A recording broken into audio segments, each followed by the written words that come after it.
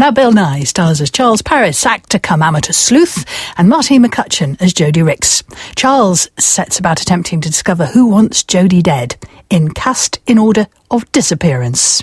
They say childbirth, house moving and bereavement are life's traumatic trinity. And that Saturday, I had 2 out of 3. In the afternoon there was Elliot Roth's funeral, but first I'd promised to help Juliet clear her stuff out of the family house. Could you take this trunk next, Dad? Sure. Oh, what's in it? Gold ingots? Just Angela's toys. What are they made of? Lead.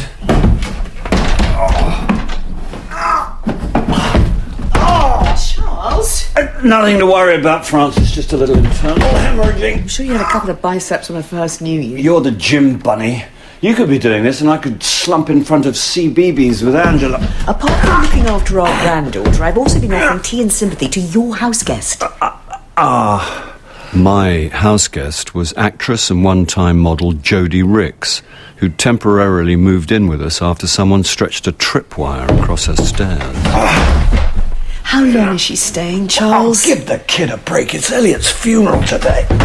Jodie and I were filming The Wreathing, a low-budget vampire flick produced by her lover, the late Elliot Roth, and she was now carrying his child. Oh, careful with that, Charles. Don't tell me someone's actually worried about me. I'm actually worried about my... Nepalese death gong. What's it actually for? It's an ethnic cultural artefact. What do the Nepalese hang on their walls? National Trust lavender bags? I don't know why Juliet and Miles couldn't book professionals to do this. There's a recession on and do stop whining. I bet Rickman doesn't spend his downtime doing house clearances. Moon. That's all right for you to say, but since we started filming, I've had broken glass in my backside, fallen down Jodie's stairs, and nearly had my arm severed by her vampire slayer's blade. You should try having a baby. Oh, yeah, here we go. A man can't be in pain without a woman playing the childbirth card. It's true. It's also physiologically impossible and therefore a logically redundant argument. Okay, will you two please stop bickering? Well, bickering's what we do. It's our defining characteristic. My defining characteristics was straining myself from gouging your eyes out with a grapefruit spoon. Since when did you own a grapefruit spoon? You're doing it again! He's doing it again. I'm an innocent bystander. Please, enough. You're creating a very child-hostile environment. Angela's perfectly happy watching In the Night Garden. Which she's been watching all morning. I went in there just now and she stared at me like a zombie. She could be an extra on The Wreathing. Shut up, Charles. She's Sorry. fine, darling. Well, I'm not fine. And right now I can't handle you two sniping at each other. I've only just come out of a very dark place. You should put a light in that closet, Francis. Are you making jokes? Is he making jokes? No, he really is this stupid. I'm dealing with a major life change and I need to be karmically centred to focus on the job in hand, so I'd appreciate it if the two of you could please stop shouting! Karmically centred. I blame the mother and a Nepalese death gong. Anyway, where the hell is Miles? He should be here. He's getting things ready at the other end. Yeah, I suppose someone has to light the scented candles and hang the wind chimes. It's yours. Yeah, I know it's mine. Any chance you could answer it, only I'm in the middle of a very important hernia. Mummy's not at home to Mr. Snappy. Oh, God. Charles Paris's answering service. Oh, you should be on my books with those dulcet tones. I'd make you queen of the Soho Voice Studios. I'll be in touch when I retire from teaching. Do you want Charles? Not want, more stuck with. It's Morris. Did he find out about Elliot's death certificate? Fatal stroke, all signed off by Dr. Mayhew. Ask him if he's got a yarmulke. All above board, Charles, and Morris wants to know if you've got a yarmulke. A what? A what? A Jewish skull cap. A Jewish skull cap? Well, why would I have a... tell him I'll call him back. He'll call you back when he's stopped crying. I never knew he and Elliot were so close.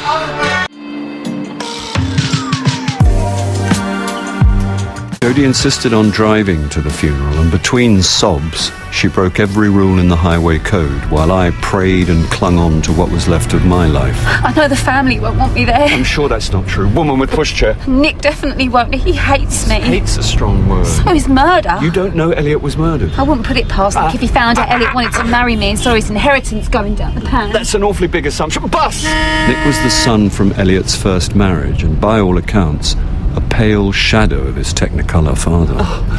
All I know is someone tried to trip me downstairs, and it was just lucky you hit the tripwire first. Yeah, very lucky. I'm pregnant, Charles. You don't have any proof that someone murdered Elliot. Mind the lorry! He was only 62, you know, and he took care of himself. Personal trainer, gym every morning. Roughly the same age, but recklessly unfit. I didn't particularly want to dwell on Elliot's early demise. I know it's awful for you, Jodie, but people die, sometimes unexpectedly. It's a one-way street. Life. No, this car coming! Oh, God! Stop hooting and get out of the way! I haven't written a will. The great, the good, and the cosmetically reconstructed had turned out in force to pay their respects to Elliot. So Jodie and I squeezed into a pew halfway back in the chapel. Which one's Nick? Shaking hands with that man there. That's Richard Attenborough. Oh, if you say so. Sir Richard Attenborough. Whatever. Oh, was he on I'm a Celebrity? Ever seen Gandhi? The deer? That was Bambi. Gandhi was the skinny bloke, sandals, glasses. Refused to eat anything in the bush tucker trial. He would have done. While the voice of the Heat generation searched her celebrity database, Nick peered over, clocked Jodie, and looked away without a flicker of recognition. Did you see that? He completely blanked me. I don't think I can handle this, Charles. It's doing my head in. Jodie. I'm out of here. Jodie, where are you? I've got to get some air. Jodie. I thought I detected a slight smirk on Nick's weaselly face, but that still didn't make him capable of patricide. Room for a little one? Come on, Charles, shift up. Where's Jodie? She was upset, so she went out. Where have you been? Working the room. Don't you ever stop schmoozing? Well, you have to grab your chances, and you don't often get to see so many contacts in one place. Parasite. Life goes on. What was that skull cap business this morning? Oh, I thought it might be a kosher do, but it turns out Elliot was a signed-up member of the Humanist Society. If you haven't done business with the old shark, humanist is the last adjective you'd have chosen. Keep it down, Morris. Is Jodie coming back for the main event? I think she was a bit overwhelmed by it all.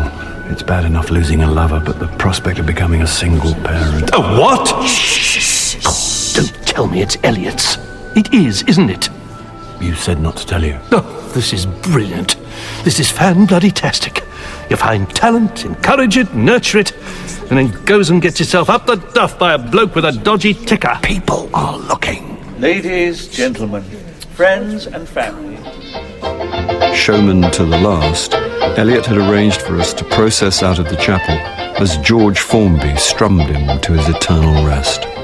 Then we all went on to a champagne reception at Elliot's favourite restaurant. You made plans, Charles? Only to get a drink, but the wine waiter keeps avoiding my eye. I meant for your funeral. Well, I won't be there, so they can stick me in a wheelie bin and push me off Waterloo Bridge for all I care. I need a drink. Just avoid cremation. The fireball could wipe out North London. Excuse me, dear. Can my friend have a glass of champagne before he has an alcohol-related panic attack? Ah, great, thanks. Well, here's to Elliot Roth and his child-to-be. I'm going to keep that under wraps as long as possible. Pregnant actresses are a pig to cast. I hope you're not going to suddenly drop Jodie. I do have some scruples, Charles. Good, because she's going to need to work more than ever. Didn't Elliot make provisions for mother and child? I don't know. Well, that's easily found out. Is it? It is if you're constantly in and out of bed with lawyers. I need another drink to get that image out of my head. And I need to circulate. Trevor, where's the gorgeous Imogen? As Morris slithered away, I found myself standing next to Nick. So I adopted the expression I used for Mr. Sowerbury in a production of Oliver at Pitlochry Rep. Nick, Charles Paris. Yeah. Hi. He had a handshake like a limp kipper and a black hole where his personality should have been. Can I just say how very sorry I am? Yeah, well... Terrible. It was completely unexpected. We're trying to come to terms with the shock. Bereavement takes people in different ways, but Nick's response sounded like a rehearsed statement at a press conference. I didn't know your father well. I'm currently in one of his productions, The Reading. Talking to Nick was hard work, but then suddenly he seemed to wake up. Oh, you're working with Jodie, then? Yeah, she's great. Lovely girl. Her online fan base ticks all the right demographic boxes for the male, gaming teen to 20s that focus groups tell us is the film's target audience. I could see why people preferred Elliot, the big-top ringmaster, to his spreadsheet-in-a-suit son. Were you with your father at the end? No. I'd been at meetings in town all day and had a late business dinner, so I spent the night at my London flat. Again, that press conference style. Then he was gone. I slipped outside for a fag and to wonder who had driven up Elliot's gravelled drive the night Miles and I found his body cold in his bed. Mr. Feynman, good to see you. Sorry? Elspeth. Elspeth. Elliot's personal assistant. Elspeth! Right.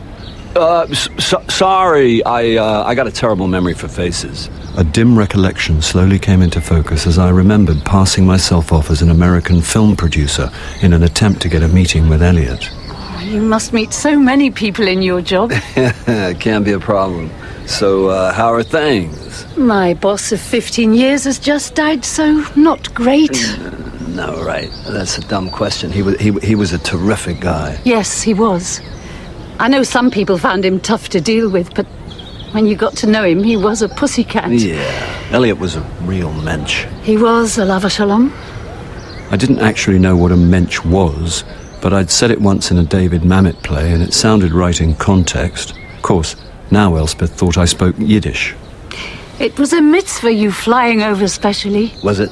Well, you know, we were all very shocked at Fine World. I thought you worked for Sky Blue. Yeah, I did, but they went into liquidation, so I set up Fine World Distribution with some old colleagues. Mazel tov. Shiksa. Poor Nick is still in shock. We all are. Elliot was such a vibrant, dynamic man, always looking ahead, planning the next big project. Tough act for Nick to follow. He's not a patch on his father. He's got chutzpah, I'll say that for him, but between you and me, he's a bit of a schmuck. Now, Elliot had showbiz in the blood. Nick's all business, but no show. And you've got to have passion. But you know that, Mr. Paris. Yeah. There goes another Oscar. What was it? Was it the accent or the Yiddish that let me down? After you rushed off that day, I remembered Elliot showing me some makeup stills for the reading, and when I looked through, there was Bob Feynman as Jabek the Vampire, a.k.a. Charles Paris. Well, in defence, my deception was in a good cause. What I don't know can't implicate me. But any time you want the lowdown on Nick, feel free to call. By the way, a mensch is an honourable, decent man. I hope you are. I'd persuaded Jodie to come along, but it was time to leave, and I hadn't seen her for a while, and when I couldn't find her in the restaurant, I made my way out to the street where a small crowd had gathered. I don't know who you think you are looking down your nose at me. Oh, no. But you are nothing compared to Elliot. Hear that? Nothing. I think you'd better go. Don't you tell me what to do. I've just buried my father, so if you don't mind, I'm not going to stand out here listening to you. Don't you turn your back on me. Get off me. I think we better go, Jodie. Treating me like dirt. Come on. Looking at me like I'm dog muck on his shoe. That's enough, Jodie. This isn't doing any good. He's just a smart little rich boy like Elliot always said. Now look here. I don't know what my father ever saw in you apart from the obvious, but now he's gone, that's the end of any involvement between us. What are you going to do? Fire me from the film? Certainly not. You're under contract and you'll see it out. After that, I don't care if I never see you or your bastard child again.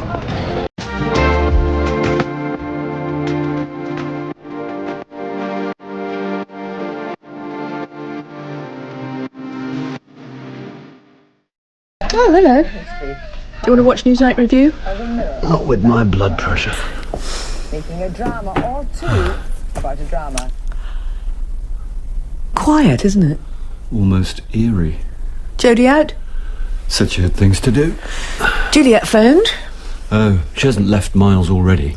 They want us to go over soon for a housewarming lunch. Oh, am I expected to be sober? No one ever expects you to be sober.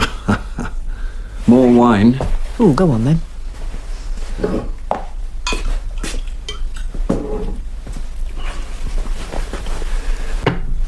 Thank you. Move up. What's wrong with the armchair? Well, just being friendly. Friendly. Cosy. I know your definition of cosy. You know, this could be a whole new start for us.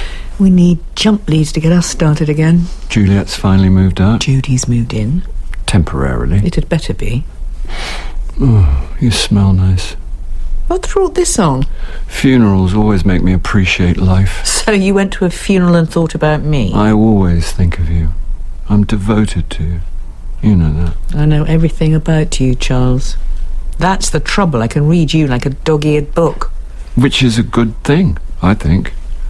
It's been nice sharing a room again now. It's been companionable. And now Juliet's room's free and Jodie's in mine. I suppose you'll want me to move out of yours. When you're not being selfish and unreliable, I can almost remember why I originally fancied you. Maybe my selfishness and unreliability is why you fancied me. What a depressing thought for a feminist. Okay. Okay, what? We'll give the room sharing an extended trial run. Call it a honeymoon period. Fine by me. Now, what is it people do on their honeymoon? You know, you're a bad and wicked man. How about you adopt me as a cause? You're a lost cause. You could help me to be good. I could help you to be better. Oh, bloody hell. Oh, good, you're still up. It's past my bedtime. Night-night. Night-night. Night. I went to the flat to pick up some stuff, and there was a load of post, including this. Inside a solicitor's letter was another letter, sealed and in Elliot's sprawling hand. My darling Jodie, if you're reading this, I'm already dead. Try not to be sad. You're too young and too beautiful, and you've got everything to live for, especially our baby. I just want you to know that I love you, and everything's been taken care of for both your futures. I may be gone, but you know the old cliché. The show must go on. Look after yourself, my darling, and remember, everything's going to be all right. Ever your loving Elliot. I told you he loved me. She looked at once vindicated and heartbroken. I just wondered what Nick would make of it all. If you weren't so stubborn, Jabek and the Slayer would be a powerful partnership. You and me? That is so not gonna happen. A pity. The dark side would welcome the Slayer. With your tenacity in my context, we'd be unstoppable. We'd rule the netherworld. Thanks, Jabek, but... Oh, sorry. Sorry, everyone. I'm all fingers and thumbs today. Cut and reset. Go again. Have you seen who's on the floor? Who? Nick. What's he doing there? What do you think? Showing everyone there's a new boss in town. A morning of double espressos had gone to my bladder, so during a break I rushed to the gents. But taloned fingers are not designed to deal with a button fly on leather vampire breeches. Damn buttons. Come on. Oh, great. Hi, Francis. You all right? Yeah, can we make it quick? What are you doing? You really don't want to know. What time do you get home tonight? Bit of luck about 7, why? Well, I just thought after our interruption last night you might fancy eating out. Yeah, that'd be great. I've booked a table for 2 at Franco's for 8. Do you think you can make it? If it kills me. The food tastes much better if you're alive. I'll be there. Good. What are you doing, by the way? I've drunk a lot of coffee and I'm trapped in my costume. Then I won't remind you of the time we visited the fountains in Rome. Goodbye, Francis. After which blessed relief, I nipped out to the car park for a crafty fag where I found Nick ostentatiously sucking on a fat cigar but looking like a beginner. Got a light? Sure. Even the way he fumbled with the lighter gave the game away. He was playing at being a big shot impresario like his old man, but he was fooling no one. Thank you. You've been watching the filming? I had to share my face. Tell the truth, I found it pretty boring. Tell the truth, so do I. Joke. I got the impression your dad was a very much hands-on producer. Oh, he loved it all. Showbiz parties, dinners at the Ivy. Yeah. He'd schmooze everyone from Hollywood stars to chavvy little wannabe slappers on the make. He didn't need to name names. I knew exactly who that was aimed at, and he knew I knew. Strong, aren't they? He tossed 20 quid's worth of Havana's finest into the gutter. I gotta go. Sure. Nice talking to you. I watched as Nick climbed into something low-slung and fast-looking. I'm not a Top Gear man, but I did remember Miles saying the car that pulled up to Elliot's house after we discovered his body was a TVR.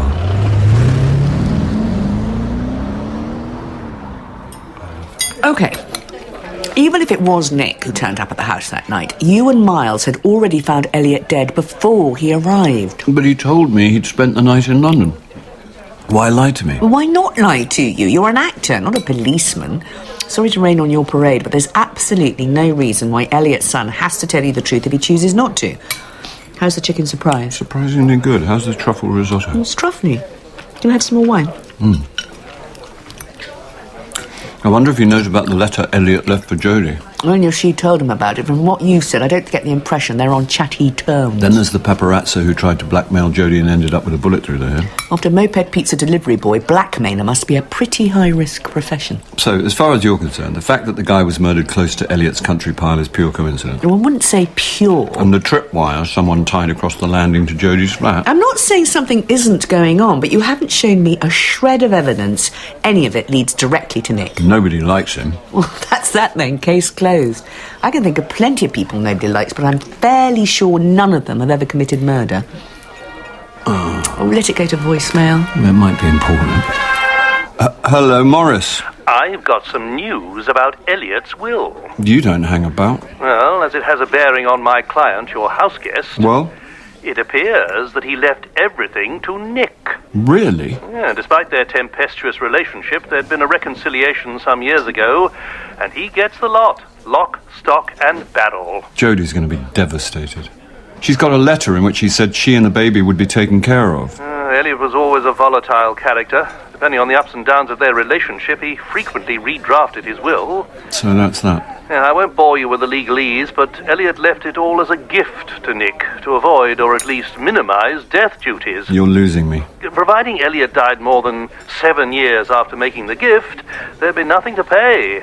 But if he died before that time... Nick gets landed with a hefty bill. Exactly. When was this gift made? Just over 7 years ago. So the old boy was bang on the money, as it were. And Nick avoids death duties. Business acumen right up to the end. Try telling that to Jodie. The poor girl's going to find out soon enough. I must go. I'm off to the court. New piece by a teenage gang member. It was a warm evening, so Francis and I walked home. I didn't want to be the one who broke the news to Jodie, so we took the scenic route in the hope she'd have gone to bed. Sounds like she's still up and entertaining. I'm sorry, Francis. I didn't think she'd start bringing friends back. Do you mind if I go to bed? I'm not really in the mood for people. If I make an appearance, maybe they'll go. I'll be up soon. Oh, hello, Charles. Hi. Do you know Terry and Yvonne? Forgive the invasion. Oh, poor man comes home from a hard day's work to find strangers in his lovely house. But we come in peace, I promise. We come from the planet IKEA. We come in pieces. These are old friends of Elliot's. Oh, me, Vonnie and Elliot went way back. Oh, too far back for my liking. I was guessing that Terry and Vonnie were in what was once called a lavender marriage, and the deep tans and leathery complexions suggested they spent most of their time playing golf on the Costa Showbiz. Well, it's lovely to meet you both, but if you'll excuse me, I'll leave you to it. Oh, look what we've done now. Scared him off. Oh, don't go, Charles. There's something I want you to hear. Oh? After you? No, you. All right, man's work.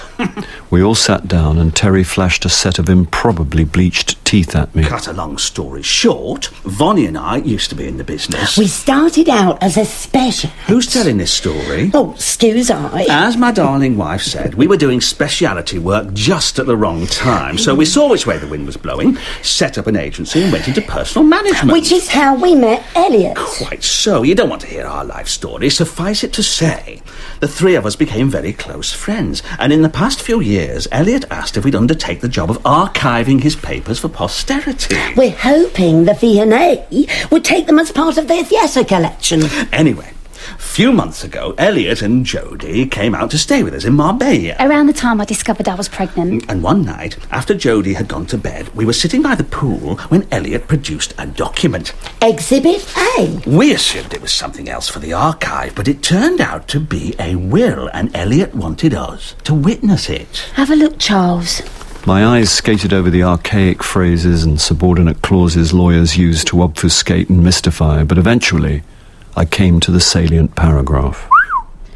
Is it as good as we think it is? Well, you're not going to have to worry about working again.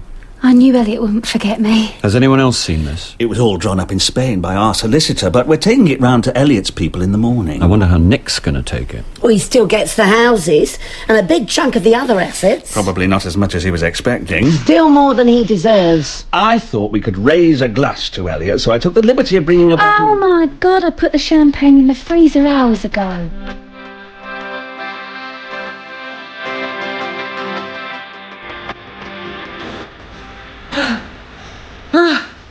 48 minutes. Not bad. Is that 48 minutes since you went jogging, or 48 minutes till I have to call an ambulance? How can you sit there stuffing your face with... What is that? The packet said it was Polish breakfast sausage. A man of your age shouldn't be eating that stuff. Actually, you're right, but I reckon it would grout the bath a treat. Why can I smell wine? Oh, sorry, that was my fault. A bottle of champagne exploded in the freezer. I didn't put any champagne in the freezer. I did. Do you want to lift in, Charles? No, I've got a late call, thanks. All right, I need to hit the road. It helps me to think. I'll just go and get my stuff. Champagne? Dr. Morris's call. I didn't think she'd be celebrating. There were further developments after you went to bed. A new will's come to light. I can't keep up with this. Any coffee left? Hello. Charles, it's Elspeth. Elliot. Elspeth, hi. I hope you don't mind me phoning you. No, not at all. How are you? Nick Roth's just fired me by text. What? Why? The economic downturn, apparently. I reckon it's new Brum syndrome. Plus, I was close to his father and he's trying to establish the new regime. 15 years I've been with Elliot, but loyalty's nothing to the Nicks of this world. I'm really sorry. I'll be fine. I've got my OU course. I just thought you might be interested to hear that it's all going crazy at ERF&T. Crazy how? Nick's in a permanent foul mood, bawling people out. See you later. Look, I don't know why you're so interested in Nick, and I don't want to know. But after the way he's treated me, I don't mind dishing the dirt, and I just thought you might be interested that he's throwing his weight around like a cut-price Sam Goldwyn. What the hell? What? Oh, my God! What? Are you there, Charles? Jodie's car's on fire! Sorry, Elspeth, I've got to go. Jodie, are you all right? I think so. Get outdoors. There was smoke pouring out from under the bonnet and then... What the hell's going on, It's probably an electrical fault. Oh, you believe that, do you? Well, we'll talk police later. Now, let's get away from here in case the whole thing blows up.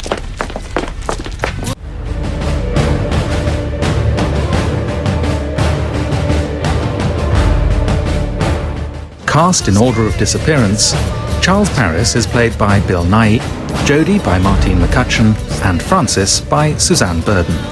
Morris is John Glover, Juliet Tilly Gaunt, and Nick Rhys Jennings. Elspeth is Kate Layden, Terry Philip Fox, and Yvonne Avril Clark.